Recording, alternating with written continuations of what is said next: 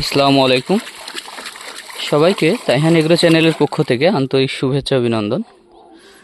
তো আমরা আজকে মোটামুটি 22 তারিখ, আগস্টের 21 তারিখ সরি। তো এই যে মাছ দিচ্ছি আমরা, এটা পদ্মা নদীর রেণুপোনা। তো এই যে রেণুপোনা হয়তো বুঝতে পারবেন।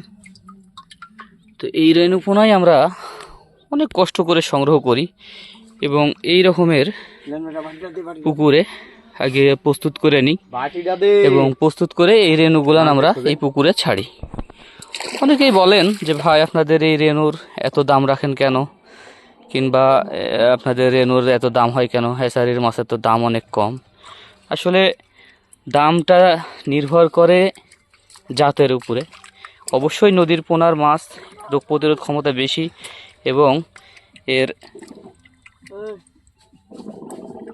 গ্রোথটা অনেক বেশি। তো যে কারণে ভালো মানের পোনা নিতে হলে অবশ্যই দাম হবে।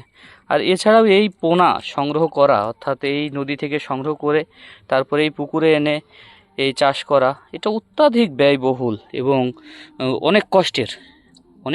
বছরে এই একটা সময় পাওয়া যায়, এই নির্দিষ্ট সময়টাই এই রেণুটা সংগ্রহ করতে হয় এবং এই সংগ্রহ করা রেণুটা আবার পুকুরে কালচার করতে হয়। আপনাদের বললে বিশ্বাস করবেন না, আমি 10 তারিখ থেকে মাছ রেণু আসা শুরু হয়েছে। এর মধ্যে বেস্ট কোয়ালিটির রেণুটা সংগ্রহ করা এটা সো টাফ। প্লাস এই রেণুগুলান অনেক সময় টিকে না। আমার 3টা পুকুরে দেওয়া ছিল মাছ, কিন্তু টিকে নাই। তো এই যে দেখছেন, এই সেই রেণু। আশা করছি এই রেণু থেকে সর্বোচ্চ মানের এটা রেণু। আশা করছি এখান থেকে রুই, কাতলা, মৃগেল, কালীবাউস সব রকমেরই পাবেন। তো যারা এই সকল রেণুগুলান সংগ্রহ করতে চান তারা আপনারা এই রেণু নিতে পারেন। অনেকেই বলেন যে ভেজাল আছে কিনা, আমাদের ভেজাল করার কোনো সুযোগ নেই। দেখছেন নদীর সব রকম মাছ এক রকমের থাকবে না। দেখেন ওই যে এর মধ্যে বাম হয়, গুচি হয়, সবই হয়। তো এইভাবে আমরা রেণুগুলান সংগ্রহ করি এবং এগুলান পুকুরে আমরা ছাড়ি এবং চাষ করি। এটা এখন মোটামুটি আমাদের 15 দিন এখানে থাকবে। 15 দিন পরে আমরা কাটাই করব।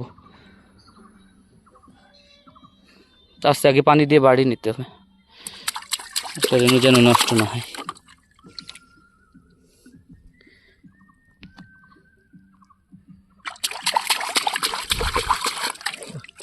ঠান্ডা কত